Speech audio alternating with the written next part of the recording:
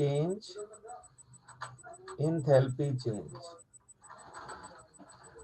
Enthalpy change, या इसी को हम बोलते हैं हीट ऑफ रिएक्शन, या इसी को हम बोलते हैं रिएक्शन, रिएक्शन इंथैल्पी। इसी को रिएक्शन इंथैल्पी भी बोला जाता है और डिनोट करते हैं इसको डेल्टा आर एच। ठीक है ना, हीट ऑफ रिएक्शन। तो मैं लिख दूं यहां पर the enthalpy change accompanying A reaction, the enthalpy, the enthalpy change accompanying. आपने चैप्टर 5 रिवाइज कर लिया, फिर मैं टेस्ट भेज दूंगा ना उसका, वरना यस सर। चलो भेजता हूँ। Yes sir. चलो आज भेज दूं। आज ओके, लेकिन आपने पिछली बार संडे को क्यों नहीं भेजा था? क्योंकि संडे को छुट्टी थी ना, मैं अरे कर तो पाती मुझे आराम रिमाइंड से। तो करा देते ना, मैंने बोला था मुझे रिमाइंड करा देना, मैं भूल गई खुद। बिकॉज मेरे को 1 घंटे बाद सॉरी फिर सर। अपने पास वो आंसर चाहिए ना उसका। 1 घंटे बाद मुझे पीडीएफ चाहिए उसकी चेक करने के लिए। ऐसा थोड़ा ना कि आप 2 घंटे में करोगे, आपको विद इन टाइम वो मेरे पास भेजना पड़ेगा। कोई असाइनमेंट नहीं है ना कि आपका जब मन किया जब आपने सोल्व किया। आप मुझे बताओगे, फिर मैं आपको 1 घंटे का टाइम दूंगा, उस 1 घंटे में आप स्कैन करके मेरे पास भेजोगे अभी कॉपी अपने आंसर्स की। चलिए, सर द फिर मैं आपको एंथैल्पी चेंज अकम्पनिंग ए रिएक्शन, यानी कि एक रिएक्शन के दौरान जो एनर्जी चेंजेस हैं is cold reaction enthalpy, is cold reaction, reaction enthalpy, reaction enthalpy और हीट ऑफ रिएक्शन। तो जैसे मैं लिख दूं यहाँ पर, कार्बन को मैंने ऑक्सीडाइज कर दिया और क्या बना दिया, CO2 गैस। तो ये कंबशन है, तो ऑब्वियसली एनर्जी क्या निकलेगी, यहाँ पर कुछ ना कुछ निकलेगी ना। तो यही जो हीट निकली है इसी को मैं क्या बोल दूंगा, reaction enthalpy, delta R H, है ना। Reaction enthalpy, enthalpy change for the reaction, यही रिएक्शन इंथैल्पी है। तो किसी प्रोसेस के दौरान एनर्जी गेन होगी और किसी प्रोसेस के दौरान एनर्जी क्या होगी आपकी, रिलीज होगी, है ना। तो on the ground of reaction enthalpy the processes are categorised into 2 category. एक का नाम क्या होता है आपका, एंडोथर्मिक, और एक का नाम क्या होता है आपका, एक्सोथर्मिक। ठीक है, तो इससे पहले ओके। एक चीज और देखो आप यहाँ पर। अब मैं अगली चीज लिखता हूं यहाँ पर, standard enthalpy of reaction, standard enthalpy of reaction, या इसको बोल देंगे स्टैंडर्ड हीट ऑफ रिएक्शन, या स्टैंडर्ड हीट ऑफ रिएक्शन। इसको डिनोट करेंगे ऐसे, डेल्टा आर एच नोट। तो एच के ऊपर नोट लगाने का मतलब क्या हो गया, स्टैंडर्ड। तो रिएक्शन इंथैल्पी की मेजरमेंट अगर 298 केल्विन और 1 बार प्रेशर पर हम करें, ठीक है ना, पहली कंडीशन तो ये। दूसरा, जितने भी रिएक्टेंट और प्रोडक्ट हैं वो सारे के सारे क्या होने चाहिए, अपनी स्टैंडर्ड स्टेट में होने चाहिए। तो मैं लिख दूं यहाँ पर, it is the amount of energy changes. तो मैं लिख दूं यहाँ पर, द एनर्जी चेंजेस या the enthalpy changes of A reaction, the enthalpy changes accompanying, accompanying, accompanying, accompanying a reaction when all the reactants, when all the reactants, reactants and products, and products are taken, are taken in their in their standard state when all the reactants and products are taken in their standard states। ठीक है। और तो standard state में carbon क्या होता है भाई, solid form में होता है ना। तो जैसे मैं एग्जांपल दूं आपको यहाँ पर, H2 प्लस में हाफ ऑफ O2, हाइड्रोजन क्या है, गैस है, ऑक्सीजन क्या है, गैस है, और जो वाटर आपका बन गया वो किस फॉर्म में बना, लिक्विड। तो सभी एलिमेंट्स क्या हैं, अपनी स्टैंडर्ड स्टेट में है। हाइड्रोजन गैस की फॉर्म में होता है, ऑक्सीजन गैस, और वाटर क्या होता है, लिक्विड। तो यहाँ पर क्या होगा आपका, स्टैंडर्ड इंथैल्पी ऑफ रिएक्शन। और अगर मैं यहाँ पर ऐसे लिख दूं H2 प्लस हाफ O2, और यहां से मैं बना दूं H2O गैस, तो ये स्टैंडर्ड इंथैल्पी ऑफ रिएक्शन नहीं होगा। इसको खाली क्या लिखेंगे हम, हीट ऑफ रिएक्शन। तो स्टैंडर्ड इंथैल्पी ऑफ रिएक्शन क्या है, it is the energy changes accompanying a process when all the reactant and product are taken in their standard state. ठीक है ना, सही है भाई। जब रिएक्टेंट और प्रोडक्ट सभी क्या हो, अपनी स्टैंडर्ड स्टेट में हो, तो standard enthalpy okay of sir. Reaction में जो हमारा प्रेशर होता है वो हम लेते हैं 1 बार, और जो टेम्परेचर होता है वो हम लेते हैं 298 केल्विन। तो ध्यान रखना है इस चीज का, ठीक है ना, बिकॉज यहाँ पर यस टेम्परेचर सर। स्टैंडर्ड कुछ भी हो सकता है आपका। तो स्टैंडर्ड कंडीशन एसटीपी नहीं है बेटा, ये फर्स्ट चैप्टर की तरह स्टैंडर्ड कंडीशन, ठीक है ना। स्टैंडर्ड कंडीशन मींस प्रेशर 1 बार, टेम्परेचर 298 केल्विन। और अगर मैं बोलूं एसटीपी, तो फिर वो है स्टैंडर्ड टेम्परेचर प्रेशर कंडीशन। तो वहां पर प्रेशर 1 बार है, और टेम्परेचर क्या होता है आपका 0 डिग्री सेल्सियस या 273 केल्विन। अब जरा आप रिएक्शन को समझो ध्यान से।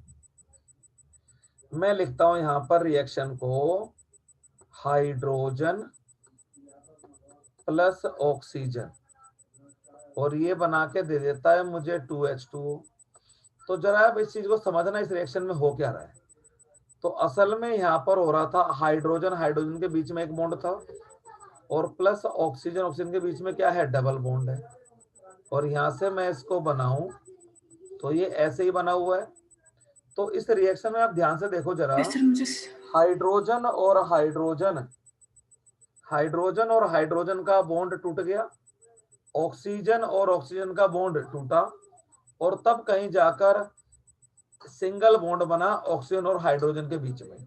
तो किसी भी रिएक्शन के दौरान जो पुराने बॉन्ड्स हैं आपके वो टूटेंगे, क्योंकि जो केमिकल रिएक्शन होता है वो किसके बीच में होता है, हमेशा एटम के बीच में, है ना। मॉलिक्यूल्स में तो एटम का ऑक्टेट कंप्लीट हो जाता है, सो मॉलिक्यूल्स डोंट रिएक्ट। तो हाइड्रोजन को ऑक्सीजन से कंबाइन करने के लिए हमें शुरू में कुछ एनर्जी क्या करनी पड़ेगी, सप्लाई करनी पड़ेगी, है ना। जिससे हाइड्रोजन टूटेगा, एटोमाइज होगा, ऑक्सीजन टूटेगा, एटोमाइज होगा। अब इनके एटम्स कंबाइन करेंगे और क्या बनेगा आपका, वाटर बनेगा। तो किसी भी रिएक्शन में, है ना, उतनी हीट रिलीज होगी इनका डिफरेंस। तो इसके बनने की कुछ एनर्जी होगी आपकी प्रोडक्ट की, इसके बनने के दौरान तो कुछ एनर्जी रिलीज होगी, और इनके टूटने के दौरान क्या होगी, कुछ एनर्जी एब्जॉर्ब होगी आपकी। तो नेट जो हीट निकलेगी रिएक्शन में, जो रिएक्शन इंथैल्पी होगी वो क्या होगी, इसकी इंथैल्पी माइनस इसकी इंथैल्पी, या नहीं। समझो जरा ध्यान से, ये कहता है कि ऑक्सीजन और मैं हाइड्रोजन का समझ बॉन्ड गई बनने सर। में, ऑक्सीजन और हाइड्रोजन का बॉन्ड बनने में 100 किलो जूल एनर्जी रिलीज होती है, लेकिन यस सर। हाइड्रोजन और हाइड्रोजन का उन दोनों बॉन्ड का तोड़ने बॉन्ड में, ब्रेक होने में। बिल्कुल, हाइड्रोजन हाइड्रोजन बॉन्ड तोड़ने में 10 जूल लग रही है, और ऑक्सीजन का बॉन्ड टूटने में क्या लग रहा है, 20 जूल लग रही है। तो नेट मेरी एनर्जी कितनी निकलेगी यस आपकी, सर। 100 माइनस 30, है ना। तो मेरी जो रिएक्शन 30 इंथैल्पी होगी 70 वो क्या जी जी। होगी, enthalpy of formation of product 70 kilo minus joule. Enthalpy of formation of reactant. समझ आई बात आपको। ये हीट ऑफ रिएक्शन क्या होगा यस आपका, sir. Enthalpy of formation of products minus enthalpy of formation of reactants. तो मैं लिख रहा हूं यहां पर इंथैल्पी ऑफ रिएक्शन, आधा घंटा, इंथैल्पी ऑफ रिएक्शन ये हो जाएगा आपका sum of enthalpy of formation of products minus sum of enthalpy of formation of reactants. तो हमेशा ध्यान रखना ये जो इंथैल्पी ऑफ फॉर्मेशन है ये किसके लिए है, आपकी कंपाउंड्स के लिए है। एलिमेंट का इंथैल्पी ऑफ फॉर्मेशन कुछ भी नहीं होता आपका। तो मैं लिख दूं यहां पर the standard enthalpy of formation of element and pure liquid is taken as 0। तो मैं लिख दूं यहां पर the standard enthalpy of formation of pure liquid and element is taken as 0। ठीक है, एलिमेंट का स्टैंडर्ड इंथैल्पी ऑफ फॉर्मेशन हम क्या लेते हैं, 0 लेते हैं। अब जरा समझो एक रिएक्शन को समझिए जरा ध्यान से। ये लिख दिया मैंने कार्बन प्लस ऑक्सीजन और मैंने बना दिया CO2 और मान लिया मेरी कितनी एनर्जी रिलीज हुई यहाँ पर 20 kilo joule energy is release.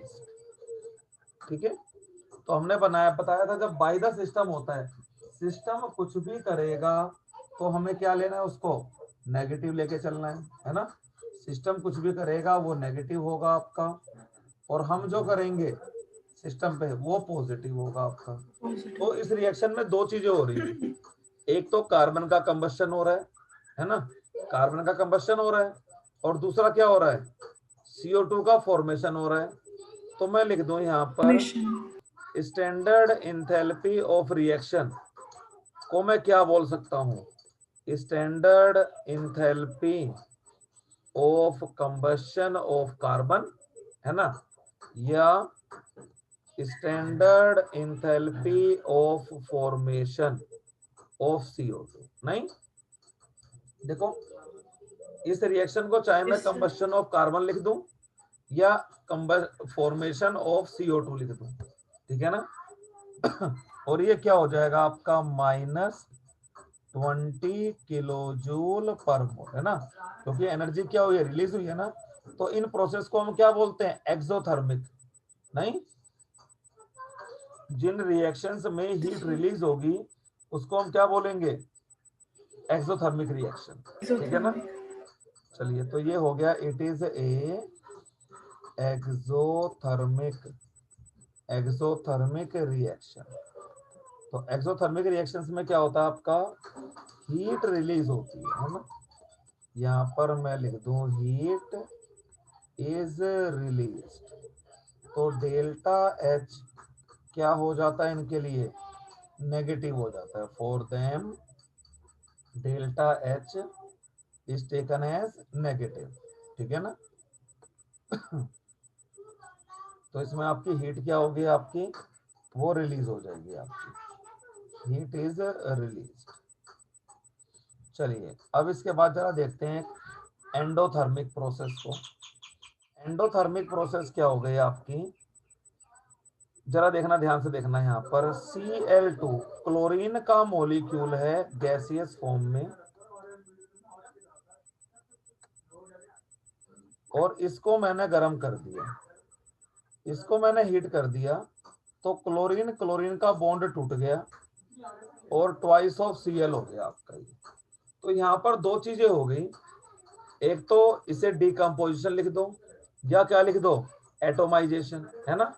तो यहाँ पर हीट ऑफ रिएक्शन को, यहाँ पर हीट ऑफ रिएक्शन को मैं क्या लिख सकता हूँ, हीट ऑफ रिएक्शन को मैं लिख सकता हूँ इंथैल्पी ऑफ एटोमाइजेशन। नहीं, क्लोरीन क्लोरीन का बॉन्ड टूट गया ना, तो इसको क्या लिख सकता हूं मैं, इंथैल्पी ऑफ एटोमाइजेशन। तो जिस रिएक्शन में जो हो रहा है, ठीक है ना, वही इंथैल्पी का हम नाम रख देते हैं। तो डिकम्पोजिशन मैं बोल रिएक्शन। दूं बिल्कुल, है ना। तो डीकम्पोजिशन तो किसी कंपाउंड के लिए होता है ना, आपका कंपाउंड अपने एलिमेंट में टूट जाए। यहाँ पर तो एक मॉलिक्यूल अपने कंस्टिट्यूएंट अच्छा, एटम इसमें में नहीं कह टूट रहा है, तो इसमें डीकम्पोजिशन नहीं लिखेंगे। डीकम्पोजिशन होता है कंपाउंड का, जिसमें कोई कंपाउंड टूट के क्या दे देता है आपको, अपने कंस्टिट्यूएंट एलिमेंट दे देता है, उसे बोलते हैं एलिमेंट्स डीकम्पोजिशन, एलिमेंट्स। है ना। यहाँ तो यस। एलिमेंट ही तो है, मॉलिक्यूल से क्या हो रहा है, आपका एटम बन रहा है, तो इसको ओके क्या सर। बोलते हैं, एटोमाइजेशन, ठीक है ना। यस। तो ये कौन सी ओके। प्रोसेस हो गई आपकी, endothermic, it is a endothermic process. तो डेल्टा एच क्या हो जाता है यहाँ पर, पॉजिटिव। हमें क्या करनी पड़ी, हीट को हमने सप्लाई किया, है ना। तो यहाँ पर मैं लिख दूं, यहाँ पर heat is absorb. Endothermic process में क्या होगा, हीट इज एब्जॉर्ब। अब कुछ हम रिएक्शन एंथैल्पी को डिफाइन करते हैं। जैसे एक आता है आपका फ्यूजन। फ्यूजन में क्या होता है, कोई चीज सॉलिड से क्या बनती है, लिक्विड बनती है, ठीक है ना। तो मैं लिख दूं यहाँ पर standard standard enthalpy of fusion, इसको हम डिनोट करते हैं डेल्टा FUS, और H के ऊपर क्या हो गया आपका note, standard enthalpy of fusion, ठीक है ना। तो it is the amount of energy exchange, है ना। वैसे फ्यूजन में क्या होता है, हीट लगती है हमारे, तो it is the enthalpy change, it is the enthalpy, it is the enthalpy change, it is the enthalpy change accompanying, it is the energy change, ठीक है ना। मैं ऐसे लिख देता हूँ, it is the enthalpy change when one mole of solid, when one mole when one mole when one mole of a solid solid substance is converted, one mole of solid substance in standard state is converted into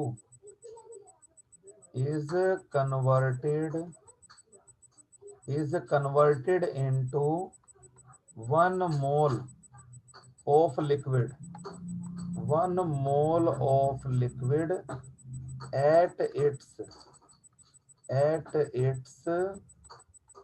melting point, at its melting point, ठीक है ना। तो ध्यान रखना, हमेशा enthalpy of fusion को हमेशा आप किस पर डिफाइन करोगे, मेल्टिंग पॉइंट पर। जैसे आइस है ना, मैं लिख दूं यहाँ पर H2O आइस। आइस क्या होता है भाई, सॉलिड होता है ना, और अब ये कन्वर्ट हो गया H2O लिक्विड में। तो जो हीट ऑफ रिएक्शन है, इसी को मैं क्या बोलूंगा, enthalpy of fusion, enthalpy of fusion of ice, ठीक है ना। इसके बाद आता है आपका enthalpy of vaporisation, standard enthalpy of vaporisation, standard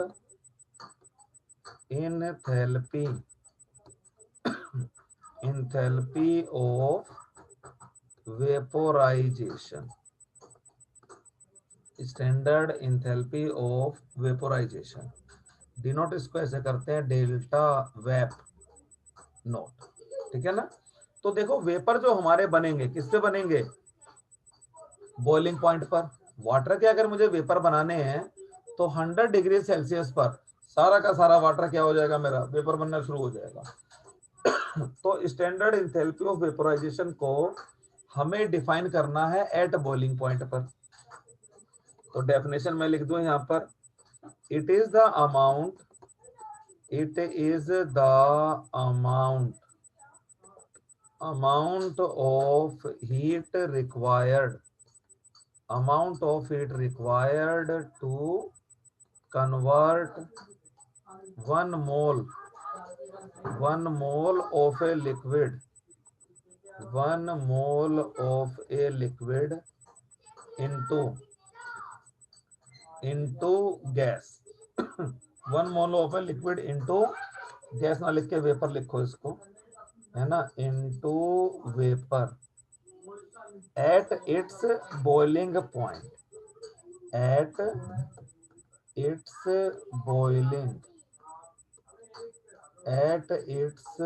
boiling point तो उसके बॉइलिंग पॉइंट पर 1 मोल ऑफ लिक्विड को वेपर में कन्वर्ट करने में जो हीट लग रही है उसको हम क्या बोलते हैं, स्टैंडर्ड इंथैल्पी ऑफ वेपराइजेशन या मोलर इंथैल्पी ऑफ वेपराइजेशन, क्योंकि 1 मोल के लिए ही तो है आपका। तो जैसे मैं लिख दूं यहाँ पर H2O लिक्विड और ये हो गया आपका H2O गैस, तो यहाँ पर हो गया आपका इंथैल्पी ऑफ वेपोराइजेशन, ठीक है ना। ये भी क्या होगी आपकी एंडोथर्मिक प्रोसेस। अब लिखते हैं यहाँ पर अगला standard enthalpy of sublimation. Standard enthalpy of sublimation.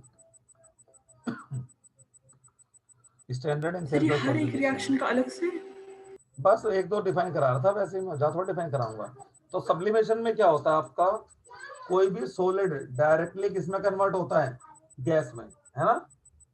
तो यस कोई भी सर, सॉलिड गैस में कन्वर्ट कब होगा, जब सॉलिड का बॉइलिंग पॉइंट मेल्टिंग पॉइंट से कम होगा। भाई मेल्टिंग पॉइंट ज्यादा है और बॉइलिंग पॉइंट कम है, तो सॉलिड लिक्विड बनेगा ही नहीं, क्योंकि मेल्टिंग पॉइंट तो ज्यादा है, मेल्ट ही नहीं होगा, वो डायरेक्टली किसमें कन्वर्ट हो जाएगा, वेपर में। जैसे कैम्फर कपूर जो होता है आपका, है ना, या आपके नेफ्थलीन बोल जो होती है जो कपड़ों में डालते हैं हम, इसको भी आप हीट करोगे तो लिक्विड नहीं बनेगी, सीधा वो गैस में कन्वर्ट हो जाएगा। तो मैं लिख रहा हूं, इसको डिफाइन कर रहा हूं। It is the amount of heat required it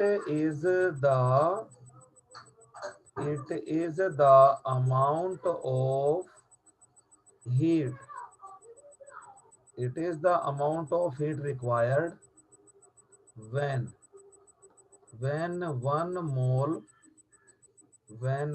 mole of a solid compound 1 mole of a solid compound is converted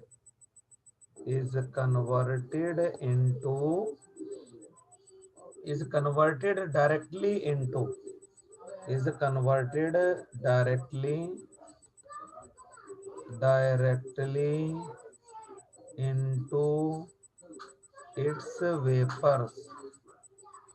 vapors below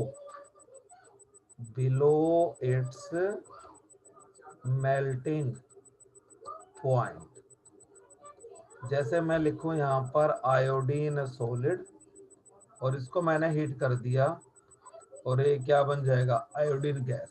तो यहाँ पर क्या हो जाएगा, इंथैल्पी ऑफ सब्लिमेशन, ठीक है ना। हीट ऑफ रिएक्शन को हम क्या बोल देंगे, सब्लिमेशन। चलो अब इसके बाद फॉर्मूला तो मैंने आपको एक ये बता ही रखा है, delta H is equal to क्या होता है, delta U plus delta NgRT, है ना। ये फॉर्मूला आपको पता है ना। चलिए अब यहां से ये आपका फर्क है ना, पता है ना फॉर्मूला, ये बेटा डिराइव करवाया तो था मैंने, ये delta H is equal to delta U plus delta NgRT, हाँ, है ना, वही तो फॉर्मूला है आपका ये, यस सर, ठीक है ना। चलो अब देखो यहाँ पर एक क्वेश्चन है आपका, ये कहता है ए swimmer coming out from A pool A swimmer coming out from a pool is covered with a is covered is covered with a film of water is covered with a film of water weighing weighing about weighing about 18 gram. How much heat how much heat how much heat is supplied to evaporate this water? Heat is supplied to evaporate this water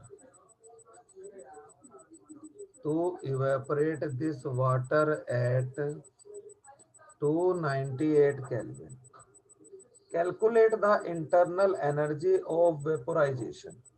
दूसरी बात आपसे कहता है calculate the internal energy of vaporization. Internal energy of vaporization at 100 degree Celsius ठीक है. आपको information दे रखी है delta standard enthalpy of vaporization और वाटर का दे रखा है आपका H2O. ये दे रखा है आपको 40.66 किलो जूल पर मोल. ठीक है. तो सबसे पहले हम प्रोसेस को लिखें. जो स्विमर है वो पानी में से बाहर आया तो उसकी बॉडी के ऊपर क्या है? वाटर आपका लिक्विड फॉर्म में है. तो H2O लिक्विड को हमें इवेपोरेट करना है और क्या बना देंगे इसका हम? H2O गैस है ना. तो वाटर 1 मोल है, इधर भी वाटर 1 मोल है. तो ये लिक्विड और ये गैस है. तो डेल्टा एनजी कितना हो गया आपका? 1 माइनस 0. नहीं, डेल्टा एनजी क्या होता है? It is the difference of number of moles of gaseous product and gaseous reactants, है ना. तो डेल्टा एनजी 1 हो गया आपका. और हमसे तो पूछ रहा है वो इंटरनल एनर्जी चेंज. तो फॉर्मूला हो गया हमारा delta H nought equal to delta U nought plus delta N G R T. Delta H हमें दे रखा है 40.66 किलो जूल पर मोल. डेल्टा यू हमें निकालना है. ठीक है ना. डेल्टा यू हमें निकालना है और प्लस डेल्टा एन जी कितना हो गया? 1. आर की वैल्यू क्या हो गई? 8.314 और टेम्परेचर कितना हो गया? 298. अब जरा ध्यान से देखो, लेफ्ट साइड में ये जो 40.66 है ये क्या है आपका? किलो जूल में है ना. एक मिनट, मेरा रबड़ काम नहीं कर रहा है, एक सेकेंड. ठीक. अब देखो मैं कह रहा हूं, देखो डेल्टा एस तो किलो जूल में है और यहाँ पर देखिए 8.314 ये किस में है? जूल में. तो इस जूल को किलो जूल बनाने के लिए मुझे क्या करना पड़ेगा? 1000 से डिवाइड करना पड़ेगा. अब ये हो गया किलो जूल में ही. ठीक है ना. चलिए अब ये डिवाइड हो सकता है आपका. तो यहाँ पर आ गया 40.66 किलो जूल और ये हो गया डेल्टा यू नोट प्लस ये हो गया 8.314 मल्टीप्लाइड बाई 0.298. ये हो गया आपका 8.314 मल्टीप्लाइड बाई 0.298. ये हो गया 2.477 है ना. 8.314 और इंटू, अच्छा टेम्परेचर कितना है यहाँ पर? सॉरी, टेम्परेचर दे रखा है आपको 373 केल्विन, है ना. टेम्परेचर कितना है यहाँ पर? 100 डिग्री सेल्सियस है ना. तो ये टेम्परेचर कितना हो गया आपका? 373 केल्विन. तो टेम्परेचर को मैं यहाँ पर रख दूं 373 केल्विन. तो ये हो गया आपका 298 ओके वो तो 0.314 मल्टीप्लाइड बाई 0.373, ये हो गया 3.101, ये हो गया आपका 3.101 किलो जूल।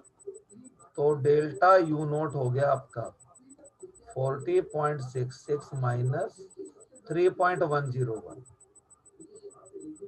तो ये हो गया 40.66 माइनस 3.101, ये हो गया भाई 37.559, 37.559। अब देखो हमारा जो वाटर दिया था इसने, मास ऑफ वाटर कितना करना था, 18 ग्राम को इवेपोरेट करना था ना, तो number of moles of water क्या हो गया 18/18 1 मोल है ना, और यहाँ पर फिर 1 मोल ही था, वहां से उठा के क्या कर दिया हमने, इसको सोल्व कर दिया। ठीक है, इसके बाद आ जाओ अगली चीज पर। एक और आता है आपका स्टैंडर्ड इनथैल्पी, स्टैंडर्ड इनथैल्पी ऑफ फॉर्मेशन, इसको डिनोट करते हैं delta F H note. F का मतलब क्या हुआ, formation, standard enthalpy of formation. ठीक है तो जब कंपाउंड अपने कंस्टिट्यूएंट एलिमेंट से बने तो उस प्रोसेस को क्या बोलते हैं हम, स्टैंडर्ड इंथैल्पी ऑफ फॉर्मेशन। जैसे कार्बन में ऑक्सीजन कंबाइन हुआ और क्या बन गया, CO2, है ना। तो 1 मोल CO2 बनने के दौरान जो भी एनर्जी चेंजेस हैं उनको हम क्या बोलेंगे, स्टैंडर्ड इंथैल्पी ऑफ फॉर्मेशन। तो मैं डिफाइन कर रहा हूं यहां पर, standard enthalpy of formation, standard enthalpy of formation of A compound is the amount of energy, is the amount of energy changes when 1 mole of a compound is formed from its constituent elements,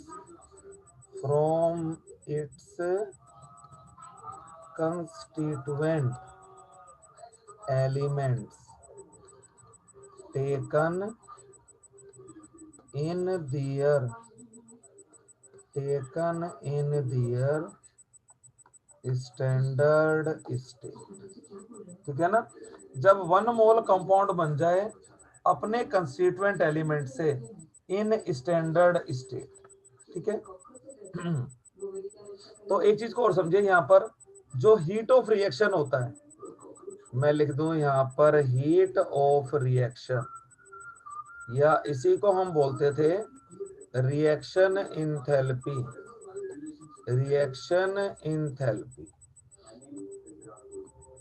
heat of reaction क्या होता है आपका, enthalpy of formation,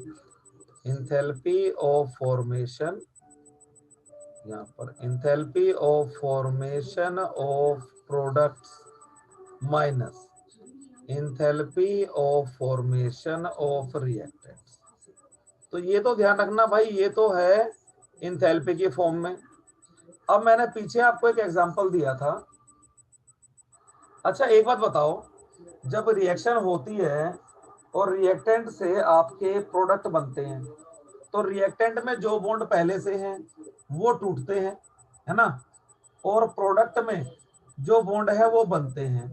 तो आप ध्यान रखना इस बात का, जब बॉन्ड टूटेंगे तो एनर्जी होगी गेन।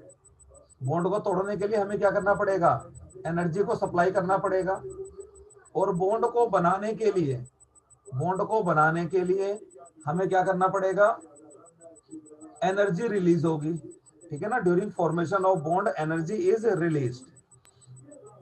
तो अब कोई कंपाउंड जब बनेगा तो एक तरफ तो एनर्जी सप्लाई करनी पड़ रही है और बाद में जाके एनर्जी रिलीज हो रही है। तो पहले तो हमने एनर्जी सप्लाई कर दी ना, उसके बाद एनर्जी रिलीज हुई है आपकी। तो अगर हम बॉन्ड एनर्जी की बात करें तो मैं लिख दूं यहां पर in terms of bond energy, in terms of bond energy reaction enthalpy is equal to अच्छा ये सिग्मा तो लगाना भूल गया था बेटा मैं, sum of formation enthalpy of formation of product, तो ये हो जाएगा आपका sum of bond energy of reactants. पहले मैं रिएक्टेंट्स के बॉन्ड तोड़ूंगा तब ना जाके प्रोडक्ट बनेंगे आपके, minus sum of bond energy of products. मैं क्वेश्चन देता हूं आपको, अब सोल्व करना है इसको, ठीक है। तो मैं कहता हूं यहां पर calculate the enthalpy of given reaction मैंने यहां पर दे दिया आपको CH4 प्लस O2 और ये बन गया आपका CO2 प्लस में ट्वाइस ऑफ H2। अब गिवन इंफॉर्मेशन जो आपके पास है मैं लिख दूं यहाँ पर bond energy of CH bond, ये हो गया आपका 20 kilo joule per mole. Bond energy of OO bond, ये हो गया आपका 100 kilo joule per mole. Bond energy of CO bond, ये हो गया जी आपका 80 किलो जूल पर मोल। और bond energy of OH bond, ये हो गया आपका 50 किलो जूल पर मोल। करो इस क्वेश्चन को जरा, कर पाओगे? फार्मूला मैंने ऊपर लिख दिया है, यस सर मैं ट्राई करती हूँ। ट्राई करो, मुझे फिर आंसर बताओ कितना आ रहा है इसका।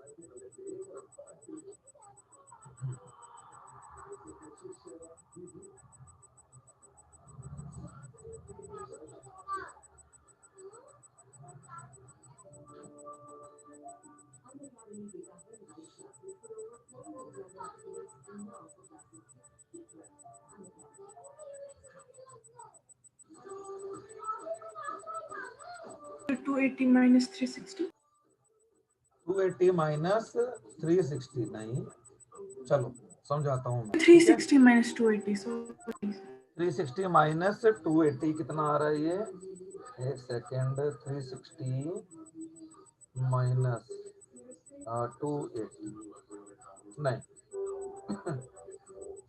देखो पहले आप रिएक्शन को समझो, ठीक है। रिएक्शन को अगर मैं लिखूं ध्यान से तो CH4 में बॉन्ड में ऐसे दिखा दूं, कार्बन और हाइड्रोजन के कितने बॉन्ड्स हैं यहाँ पर? 4 बॉन्ड्स है ना, और प्लस में 2O2 है, तो ये ऐसे है ना आपका, और यहाँ से क्या बन रहा है आपका? CO2 बन रहा है, C double bond O, C double bond O plus twice of HOH, यही बना आपका। चलिए, अब मेरा इंथैल्पी ऑफ यस रिएक्शन क्या हो जाएगा? Enthalpy of reaction is sigma of bond energy of reactants minus sum of bond energy of products, है ना। तो बॉन्ड एनर्जी ऑफ रिएक्टेंट में जरा ध्यान यस दीजिएगा, यहाँ पर मुझे कितने बॉन्ड तोड़ने पड़ रहे हैं? 4 बॉन्ड ना, तो ये हो गया 4 बॉन्ड एनर्जी ऑफ CH।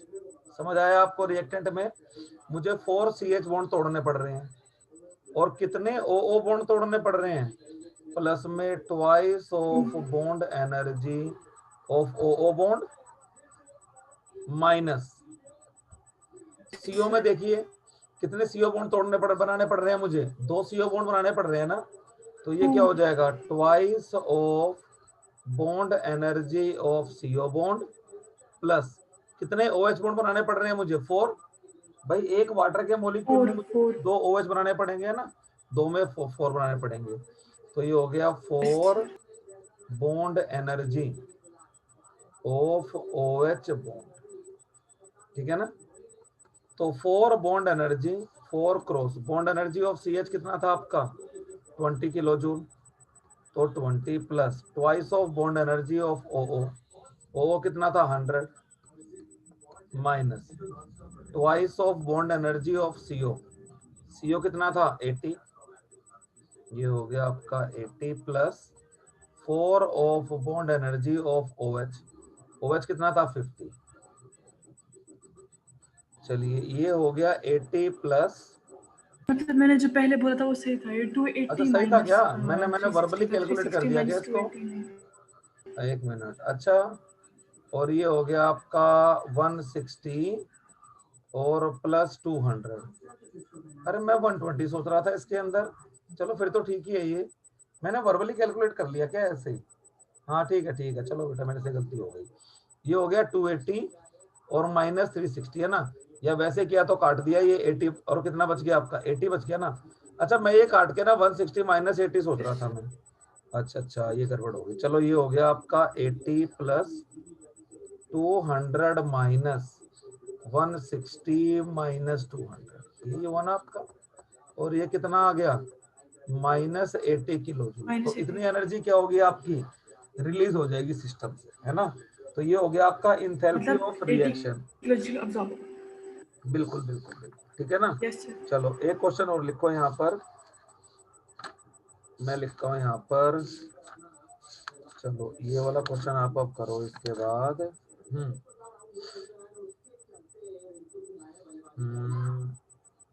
ठीक है। हाँ, क्वेश्चन नंबर 6.12, ये वाला ट्राई करना। क्वेश्चन नंबर 6.12 ये कहता है enthalpy of formation, enthalpies of formation, enthalpies of formation of CO,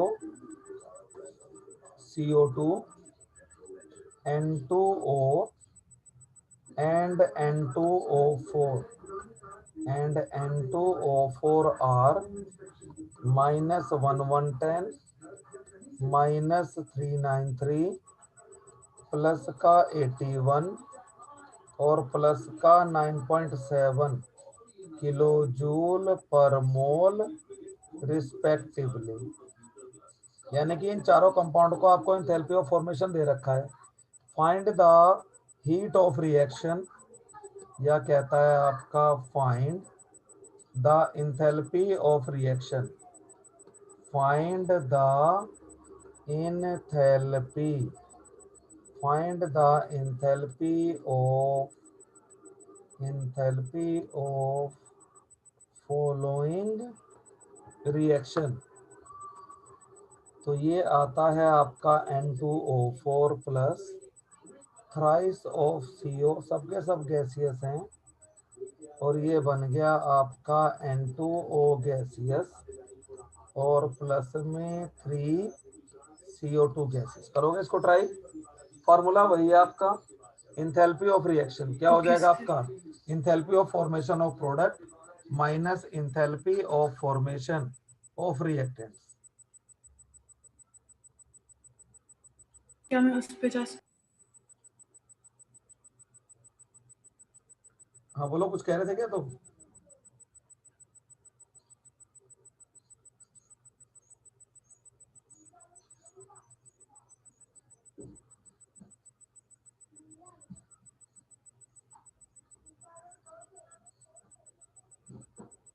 sir मैं कह रही थी मैं बॉन्ड एनर्जी पे जा सकती हूँ, मतलब कितने बॉन्ड्स नहीं बेटा, बॉन्ड एनर्जी यहाँ अच्छा नहीं दे आपने रखा ऑलरेडी ना गिवन आपको, है। बॉन्ड एनर्जी नहीं दिया हुआ आपको। देखो इस फॉर्मूले को यूज करना है, ये दिख रहा है आपको, ये वाला जो पर्पल यस कलर से सर, है, ये वाला यस यूज करना है आपको। Enthalpy of formation of purple, product yes sir. Minus okay enthalpy of formation of reactants, ठीक है ना? Okay sir, yes sir.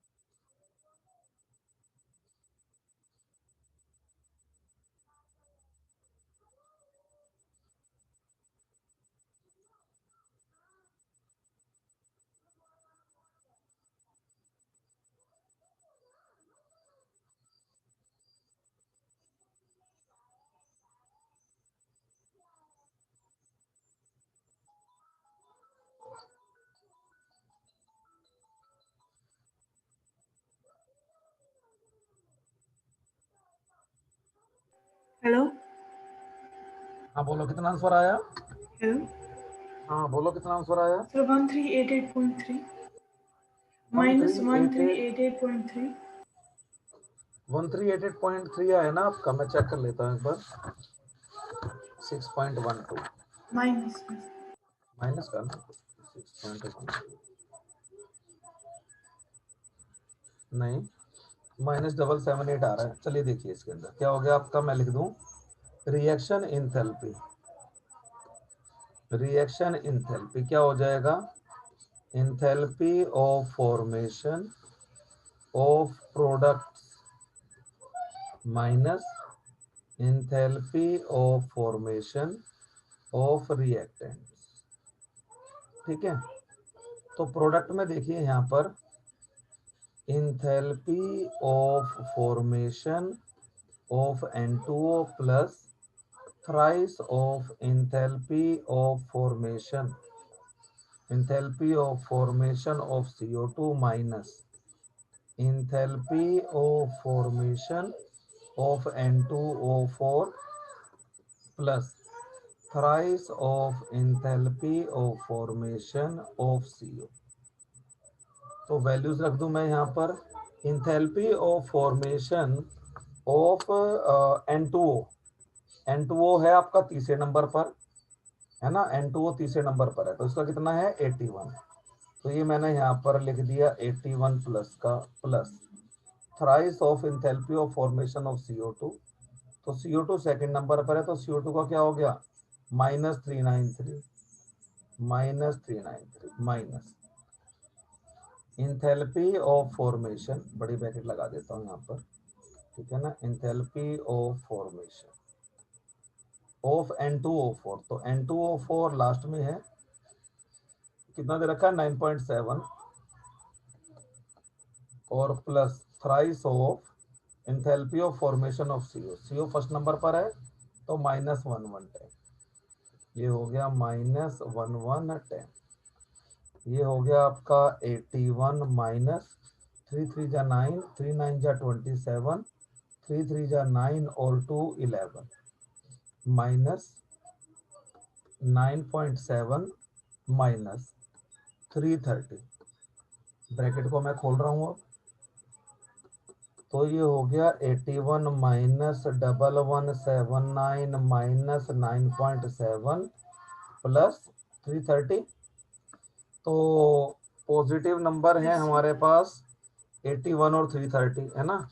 तो मैं लिख दूं यहाँ पर, मैंने दोनों को अच्छा क्लरिकल मिस्टेक हो गई है ना। 81 माइनस 1179 माइनस 9.7 और प्लस 330, तो 777.7 माइनस 777.7। ठीक है। अब एक क्वेश्चन और देख लो इसका जल्दी फटाफट। ये दे रखा है आपको क्वेश्चन नंबर 6.13। ये आपको गिवन इंफॉर्मेशन देता है, क्या N2 प्लस 3H2 से ये बनता है ट्वाइस ऑफ NH3 और हीट ऑफ रिएक्शन ये दे दिया आपका -92.4 किलो जूल पर मोल। ठीक है। और कहता है what is the standard enthalpy of formation of NH3 gas. What is the standard enthalpy of formation of NH3 gas. ठीक है, बताओ। एक लाइन का क्वेश्चन है बेटा ये तो एक लाइन का क्वेश्चन है।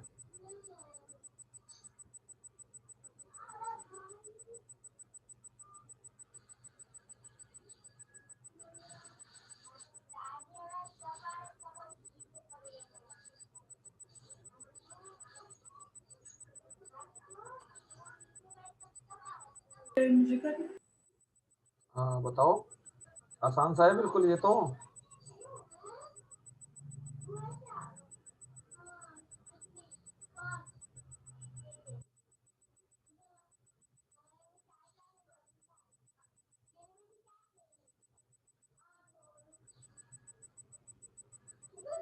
सर NH बॉन्ड में कितने होते हैं, मतलब kilo joule?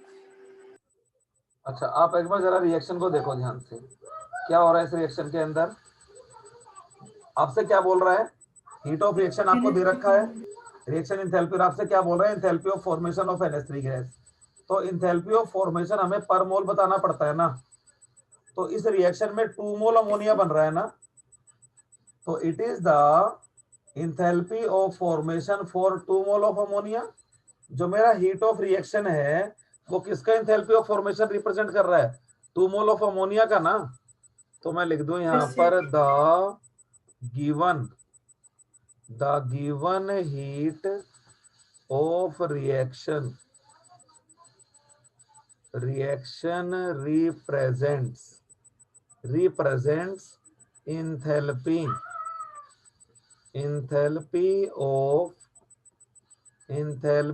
of formation of 2 mole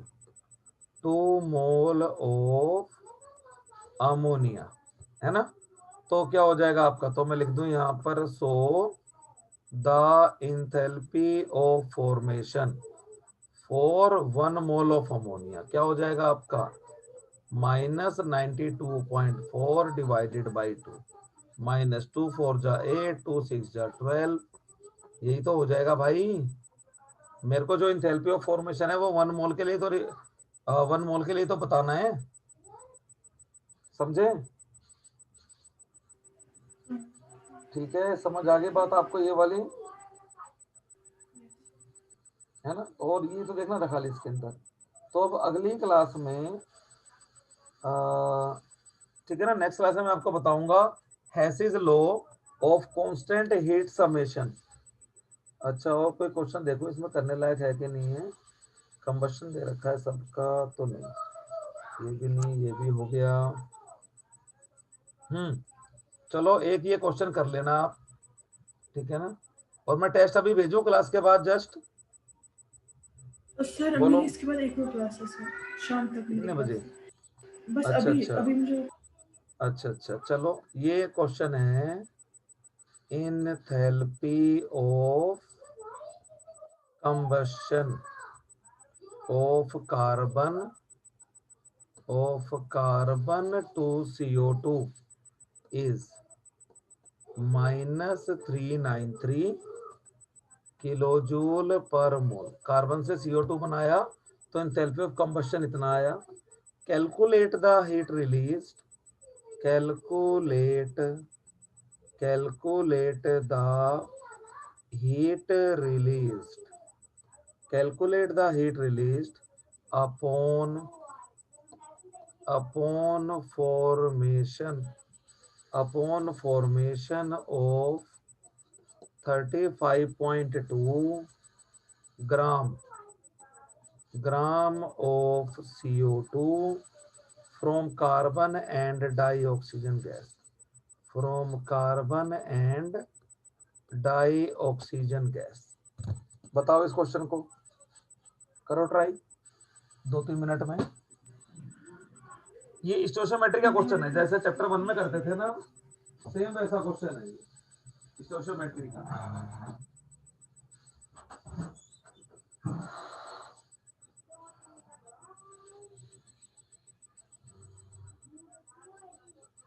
कर लो।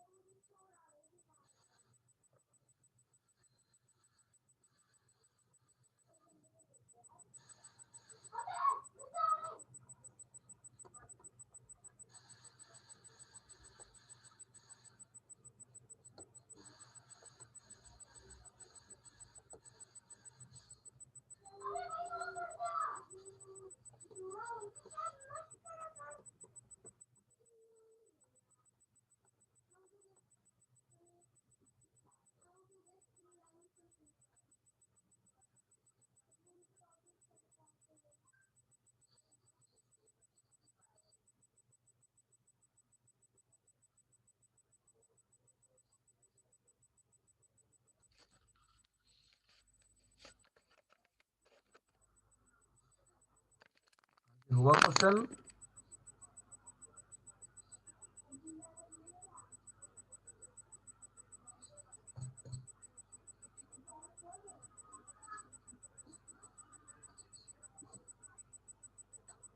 सर 35.2 डिवाइडेड बाय 44 कितने होते हैं?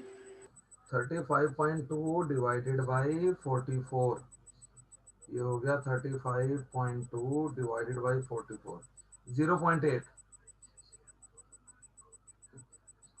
क्या यही आपका आंसर है? ओके 0.8? सर। ये सर 0 पॉइंट, अच्छा अच्छा ये नहीं है, चलो चलो करो करो करो।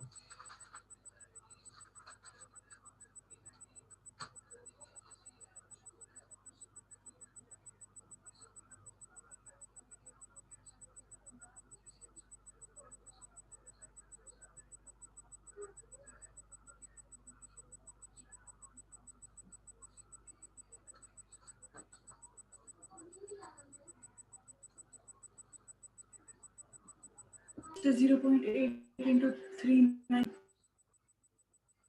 0.8 इंटू 39, अच्छा ये आ गया ना आपका इंटू 39, 31.2,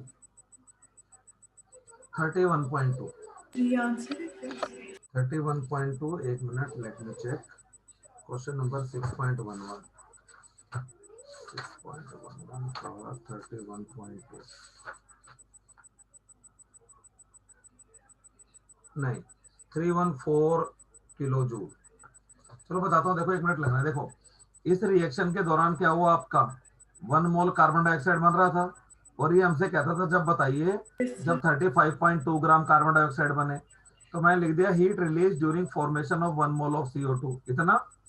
तो अब मैं लिख दूं यहाँ पर heat release during formation of 1 mole CO2 का मतलब 0.8 कितना मोल। होता है, 44 gram of CO2 is equal to minus 393 kilo joule, है ना। तो heat release during formation of 1 gram of CO2 क्या हो जाएगा, -393 डिवाइडेड बाई 44, और हमें कितना लेना है, 35.2 ग्राम लेना है ना, बस। मैंने बोला तो ये सिंपल क्वेश्चन था आपका, बिल्कुल। सर ये और सेम बस नहीं होगा, आंसर तो सेम होना चाहिए। -393 अपॉन 44 क्रॉस 35.2, पता नहीं फिर पीछे 393 एनसीईआरटी में। into 0.8। कोई बात नहीं, एक मिनट, तो पीछे फिर गलत होगा आंसर भाई। मैं तो पीछे आंसर देख के बताया आपको 393, और क्रॉस हो सकता है गलत हो, वो मैंने सोल्व नहीं किया था अभी तक इसको, 0.2 और डिवाइडेड बाई 44, नहीं 314.4 ही तो आ रहा है, 314.4 किलो जूल, ठीक है। सर 35.2 डिवाइडेड बाय 44 कितना होता है? 35.2 डिवाइडेड बाई 44, 0.8, तो और जीरो। 0.8 into -393 कितना होता है? तुमने कुछ और मल्टीप्लाई करवाया होगा मुझसे, पक्की बात है, सच में? सॉरी सॉरी तुमने कुछ और मल्टीप्लाई करवाया मुझसे। ठीक है चलो कोई बात नहीं, मैं भेज देता हूँ इस सॉरी क्वेश्चन को, ठीक है ना। सर। हाँ तो मुझे मैसेज कर देना एक, और मैं फिर आपके पास वो भेज दिया करूंगा, ठीक है ना। Yes sir. ठीक है, ओके, बाय।